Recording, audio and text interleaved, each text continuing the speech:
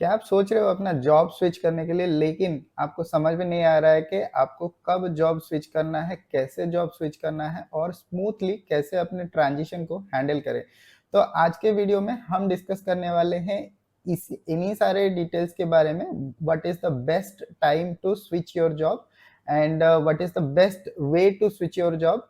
तो आज के वीडियो में हम ये सारी चीज़ें डिस्कस करने वाले हैं। आई होप ये वीडियो आपके लिए काफ़ी ज़्यादा हेल्पफुल होने वाली है, तो वीडियो को ज़रूर आखिर तक देखें और जानें कि किस टाइम में हम जो है अपना कैरियर स्विच कर सकते हैं और कैरियर स्विच करने के लिए हमको क्या-क्या चीज़ें ध्यान में रखना है जब हम स्विच करते हैं। आप कोई भी एरिया में काम कर रहे हो या फिर आप सपोज़ आप एसएपी में काम कर रहे हो या फिर नॉन एसएपी बैकग्राउंड से अगर आप बिलॉन्ग करते हो, आप एसएपी में आना चाहते हो या कोई भी मॉड्यूल पे, कोई भी टेक्नोलॉजी पे आप मूव करना चाहते हो, तो ये वीडियो आपके लिए काफ़ी ज़्यादा हेल्पफुल होने वाली है।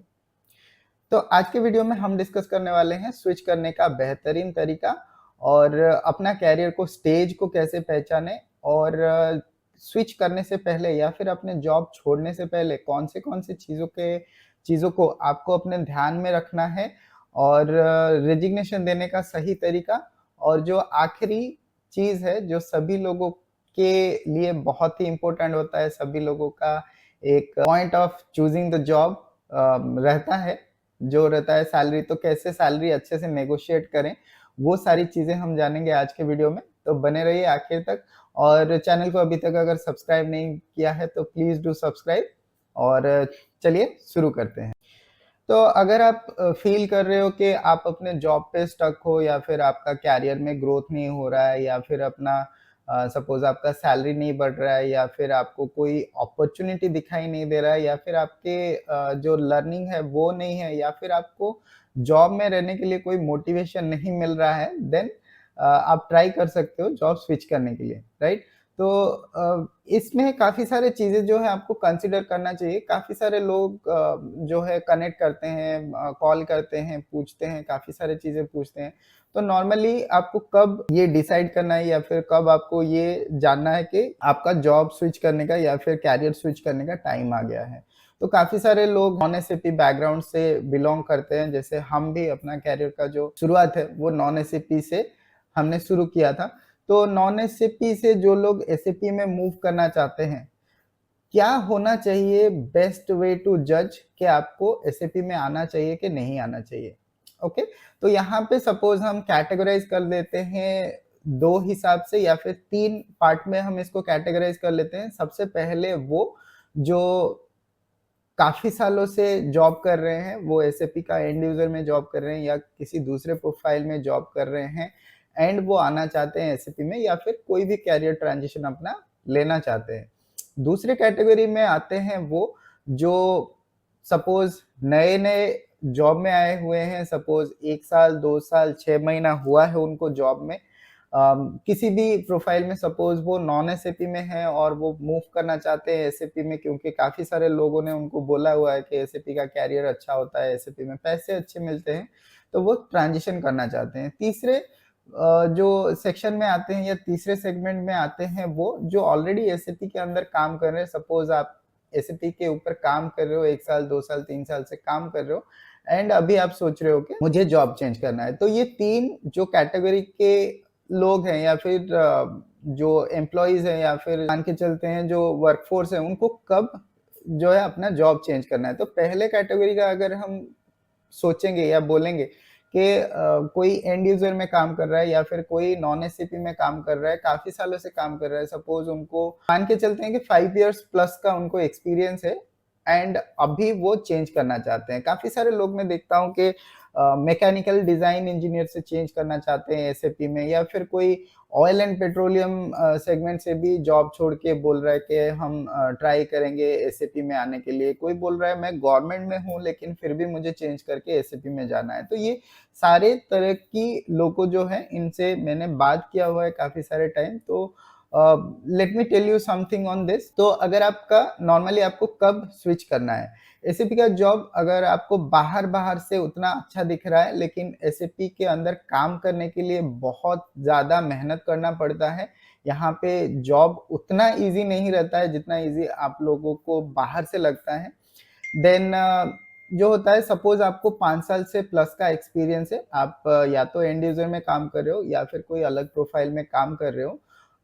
तो सबसे पहले यहाँ पे जान लेते हैं अगर कोई लोग अच्छे नीश पे काम कर रहे हैं, अच्छे नीश यानी कि सपोज़ हम बोले कि गवर्नमेंट सेक्टर पे काम कर रहे हैं या फिर कोई मैकेनिकल इंजीनियरिंग जैसे डिज़ाइन इंजीनियर वाला जॉब के लिए काम कर रहा है, तो ये काफ़ी अच्छे नीश रहते हैं या फिर जैसे कि पेट्रोलियम हो गया, कोई अच्छे सेक्टर पे आप अगर काम कर रहे हो और आपको आपको ऑलरेडी 5 साल, 6 साल हो गया लेकिन आपको प्रमोशन, हाइक्स वो सारी चीज़ें नहीं मिलता है, आप बहुत लोअर एंड में हो या फिर सपोज़ आप अच्छे खासे सैलरी भी इनकम कर रहे हो लेकिन आपको जॉब से सैटिस्फैक्शन नहीं मिलता है, तो आप ट्राई कर रहे हो चेंज करने के लिए। तो यहाँ पे नॉर्मली क्या है, पहले आप देखो कि जो सपोज़ आपका 5 साल का जो एक्सपीरियंस है, वो बहुत ही मायने रखता है, बहुत ही कंट्रीब्यूट करता है आपके करियर में। तो अगर आप सोच रहे हो कि डिज़ाइन इंजीनियर में फ़ोकस नहीं है, design engineer mechanical design engineer में कोई स्कोप नहीं है, तो आप स्कोप को पहचानो। डिज़ाइन इंजीनियर में मैं काफ़ी सारे लोगों को जानता हूँ, मेरे दोस्त हैं, मेरे भाई हैं या फिर बहुत सारे लोगों को मैं जानता हूँ जो डिज़ाइन में जाके डिज़ाइन के फ़ील्ड में काफ़ी ज़्यादा अच्छा अचीव किए हुए हैं। तो आप उस केस में देख सकते हो कि आपका 5 साल का ऑलरेडी एक्सपीरियंस हो गया है डिज़ाइन में या फिर मैन्युफैक्चरिंग में, तो आप ट्राई कर सकते हो कि कैसे आप अपने करियर को उसी हिसाब से ग्रोथ करो। क्योंकि नॉर्मली देखिए सीधा-सा बात है यहाँ पे ये बताना चाहता हूँ कि काफ़ी सारे लोग जो है इसी तरह से हम ऐसे पीएमएम कर लेंगे क्योंकि वो ईज़ी रहता है, तो ईज़ी रहता है वो स्विच कर लेंगे, लेकिन आने के बाद यहाँ पे जॉब पे जाने के बाद प्रॉब्लम होता है या फिर जॉब स्विच करने में बहुत ज़्यादा प्रॉब्लम होता है क्योंकि आप उस एरिया से बिलॉन्ग नहीं करते हो, राइट?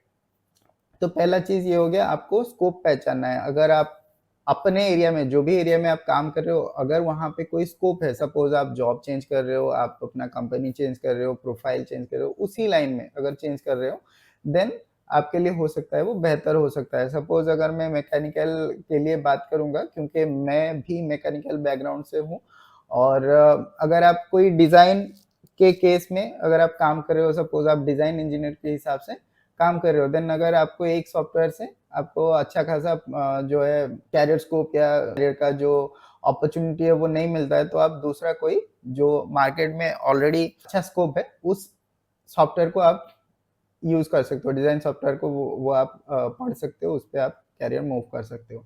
चॉइस आपका है, बस ये मेरा सजेशन है। ये हो गया अगर आप अलग से बैकग्राउंड से बिलॉन्ग करते हो।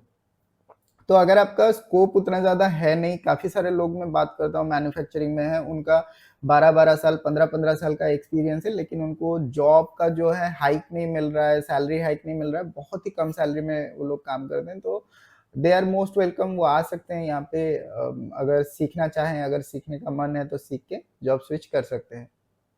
दूसरे कैटेगरी के आते हैं अगर end users are most welcome, अगर आपको 5 साल का एक्सपीरियंस हो गया है और आपको नहीं मिल रहा है अपने एंड यूजर के एक्सपीरियंस से आपको अच्छा जॉब प्रोफाइल या फिर जो है आपको उतना अच्छा काम करने का एनवायरनमेंट वगैरह नहीं मिलता है, तो आप ट्राई कर सकते हो स्विच करने के लिए।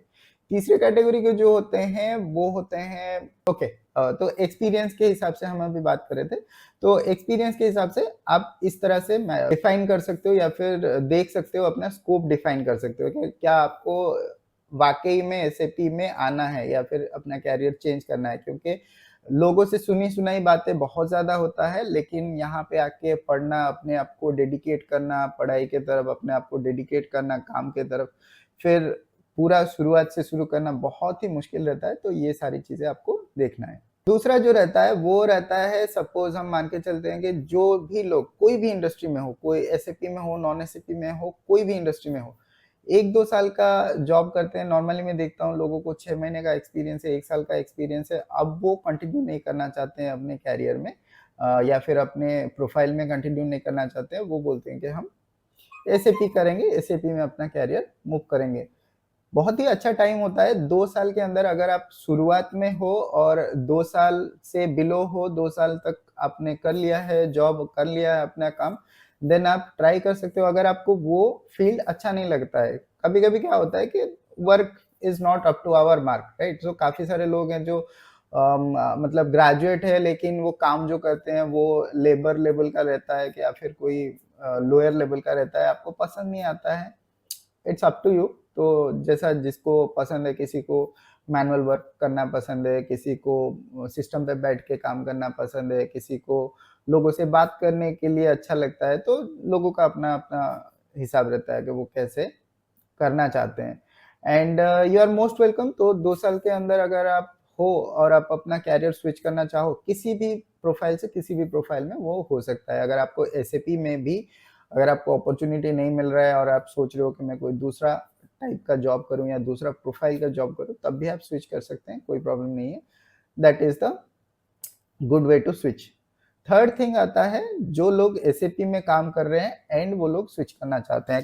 तो इस पे भी काफ़ी सारे कैटेगरीज़ आते हैं, लेकिन हम इस पे सिंप्लीफाई करते हैं। एक सपोज़ आप एसएपी में काम कर रहे हो या फिर सपोज़ आप काफ़ी दिनों से बेंच पे बैठे हुए हो, राइट? तो ये 2 तरीके का अगर हम सिंप्लीफाई करेंगे, 2 तरीके के लोग होते हैं, जो एक तो उनको कंपनी ने हायर कर लिया है, कोई लेकिन उनको कोई असाइनमेंट नहीं मिल रहा है, कोई प्रोजेक्ट नहीं मिल रहा है, वो सिंपली बेंच पे है, तो उनका वो पीरियड जो टाइम है वो खराब होता है। और दूसरे जो लोग होते हैं, सपोज़ आपने जॉब कर लिया है, 1 साल, 2 साल, 3 साल का एक्सपीरियंस है, आपको एसएपी के अंदर एक्सपीरियंस है और आप स्विच करना चाहते हो। हो सकता है कि आपको 5-5 साल का भी एक्सपीरियंस हो, आप स्विच करना चाहते हो, देन स्विच के टाइम पे आपको क्या देखना है कि कब आपको स्विच करना है। सबसे पहले जब आप जॉब पे जाते हो या फिर काम करते हो, सबसे पहले आपको देखना है कि आपका नॉलेज कितना है। सपोज़ आप जॉब स्विच करना चाहते हो, आपका एक्सपीरियंस 4 से 5 साल का है। सबसे पहले आपको देखना है, आप एसएपी में हो, आप अपना करियर कंटिन्यू करना चाहते हो, तो आपको सभी तरह की चीज़ पता है, राइट? तो क्या क्वेश्चन्स आ सकते हैं, क्या आपके लिए एक्सपेक्टेशंस क्या रहेगा, क्या आपको पूछा जा सकता है, क्या आपसे करवाया जा सकता है, तो ये सारी चीज़ें जो है एक्सपेक्टेशन आपके पास या फिर आपके लिए ऑलरेडी अवेलेबल है, आपको ये सारी चीज़ें पता है। तो उसके हिसाब से अपने आप को प्रिपेयर करें, प्रिपेयर करने के बाद स्विच करने की ट्राई करें। अगर आपके पास 2 से 3 साल, 3 से 4 साल का एक्सपीरियंस है, लेकिन आप ये सारी चीज़ों के लिए लैग कर रहे हो। पिछले काफ़ी सारे वीडियोज़ में मैंने बताया हुआ था कि काफ़ी सारे लोग हैं जो काम करते हैं, लेकिन बहुत ही मिनिमलिस्टिक वे में काम करते हैं। सपोज़ हमको बैच जॉब रन नहीं कर रहा है, वो देखना है। सपोज़ हमको कोई आईडॉक का स्टेटस चेंज करना है, सपोज़ हमको नॉर्मली कोई स्टोरेज लोकेशन का नाम चेंज करना है। एग्ज़ाम्पल दे रहा हूँ, ऐसे पीएमएम से दूसरा भी हो सकता है। तो अगर आप ऐसे मिनिमलिस्टिक काम कर रहे हो और आप 3-4 साल से ये काम कर रहे हो, नॉर्मली क्या होता है, स्टार्टिंग पीरियड में हमको पता नहीं रहता है, तो जो भी काम जो भी दे देता है हम कर लेते हैं, सैलरी तो आ रही है, इतना ज़्यादा टेंशन लेने की ज़रूरत नहीं है, राइट? तो उस केस पे आपका करियर जो है वो खराब हो जाता है। देन नॉर्मली क्या है कि आपको देखना है कि आप कितना ज़्यादा सीख सकते हो, कितना ज़्यादा गेन कर सकते हो। तो अपने प्रोजेक्ट से, दूसरे प्रोजेक्ट से अगर आपका स्कोप है, आप अपने दोस्तों से जो लोग काम कर रहे हैं उनसे पूछिए, आप अपने बड़े भाई, बड़े बहन से भी पूछ सकते हैं कि वो लोग क्या काम कर रहे हैं, कैसे काम होता है। तो वो सारी चीज़ें आप जान सकते हो उनसे, राइट? तो जान के फिर अपने आप को रेडी करके फिर स्विच करना है। That is the best way to switch. And then रहता है, काफ़ी सारे लोग जो है वो बेंच पे बैठे हुए हैं काफ़ी सारे दिनों से एंड उनको कोई भी प्रोजेक्ट नहीं मिल रहा है, then you must have to try to switch your job. ठीक है, आपको 6 महीना हुआ है, 1 साल हुआ है या फिर उससे ज़्यादा हुआ है। काफ़ी सारे कंपनियां हैं जो 2-2 साल तक बेंच पे बिठा के रखती है। पहले 1 साल सैलरी देती है, फिर 6 महीना आधा कर लेती है, उसके बाद बहुत ही मिनिमलिस्टिक सैलरी में रखती है उनको, राइट? तो वो आपका करियर खराब करता है। एक तो आपका टाइम भी बर्बाद हुआ, आपका नॉलेज नहीं है, तो वो प्रॉब्लम हो जाता है। तो आपको उस टाइम में स्विच करने को देखना चाहिए। तो ये था बेसिकली कब आपको स्विच करने के लिए देखना चाहिए। तो अगर हम इसको सिंप्लीफाई करें तो सबसे पहले आपको देखना है कब स्विच करना है। अगर आपका जो स्कोप है, स्कोप फॉर लर्निंग 0 है, अगर आपका ग्रोथ अपॉर्च्युनिटी 0 है या फिर बहुत ही नेग्लिजिबल है, आपका वर्क कल्चर या फिर जो काम है जहाँ पे आप काम कर रहे हो टॉक्सिक वर्क कल्चर है, सपोज आपका मैनेजर आपको सही से करवाते हैं या फिर आपको रिस्पेक्ट नहीं देते हैं या फिर आपको कोई वैसे पॉलिटिक्स का शिकार होना पड़ता है, तो उस केस में आपको ट्राई करना चाहिए। और जो नेक्स्ट है, आपको अगर अपना लर्निंग, अपना कैरियर को ग्रोथ करवाना है तो आप देख सकते हो, अगर आपका ये मोस्टली ये सारे चीज़ें जो हैं वो मैटर करती हैं, वो आपको देखना है कि अगर आपका जो करियर है या फिर आपका जो प्रोफ़ाइल है वो अगर इनके अंदर आता है तो आप ट्राई कर सकते हो स्विच करने के लिए। तो अगर स्विच करना है, देन स्विच करने से पहले क्या-क्या चीज़ें देखना ज़रूरी है।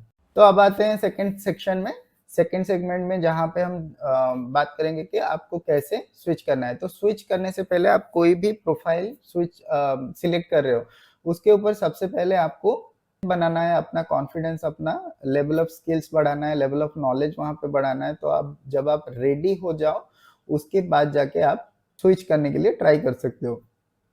तो ये कैसे कर सकते हो? नॉर्मली 2 तरीके का होता है, काफ़ी सारे लोगों का क्या रहता है जॉब पे रहते हैं, जॉब करते हैं एंड जॉब डायरेक्टली नहीं छोड़ सकते हैं।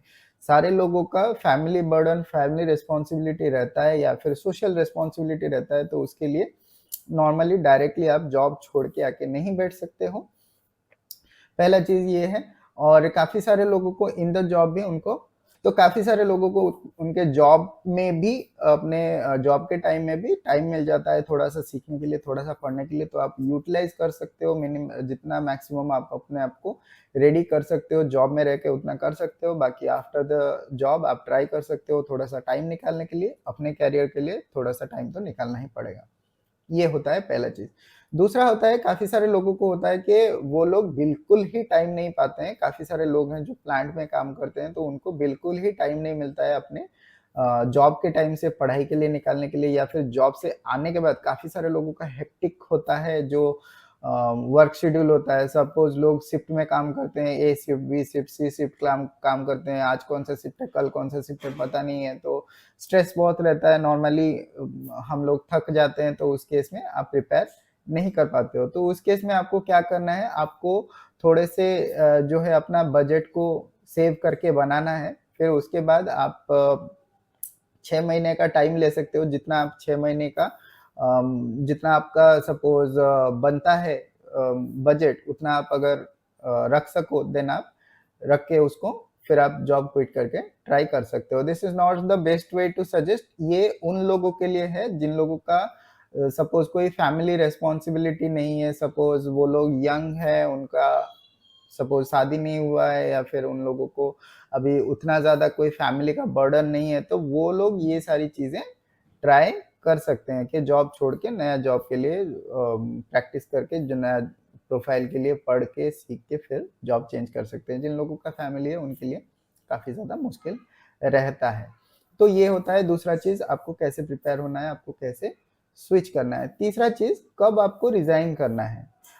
ये अप्लाई होता है ऑल कैटेगरीज़ आप एसएपी में हो, नॉन एसएपी में हो, फ्रेशर सपोज़ 6 महीने का काम किया है, 1 साल का काम किया है, 2 साल, 5 साल, कितने साल का भी काम किया है, आपको रिस्पॉन्सिबिलिटी है, कुछ भी है, तो आप कौन से टाइम में रिज़ाइन करने की सोच सकते हो। तो सबसे पहले अगर हम सिक्योरिटी की बात करें, तो सबसे पहले एक जॉब अपने को एक ऑफ़र अपने को लेना है, फिर जाके हमको जो है रिज़ाइन करना है। आप अगर एसएपी में काम कर रहे हो या आईटी सेक्टर में भी काम कर रहे हो, तो भी आपको ये चीज़ फ़ॉलो करना है कि आपको पहले एक जो है ऑफ़र लेटर लेना है, ऑफ़र एक निकालना है, फिर आपको जाके रिज़ाइन करना है क्योंकि आपके पास एक सिक्योर ऑफ़र है, देन आप दूसरे के लिए ट्राई कर सकते हो। काफ़ी सारे टाइम क्या होता है, ये जो ऑफ़र लेटर आपको मिला है, वो भी सिक्योर नहीं होता है क्योंकि लास्ट टाइम आपने देखा होगा काफ़ी सारे कंपनीज़ थे जैसे टीसीएस हो गया, एक्सेंचर हो गया, इन्फोसिस हो गया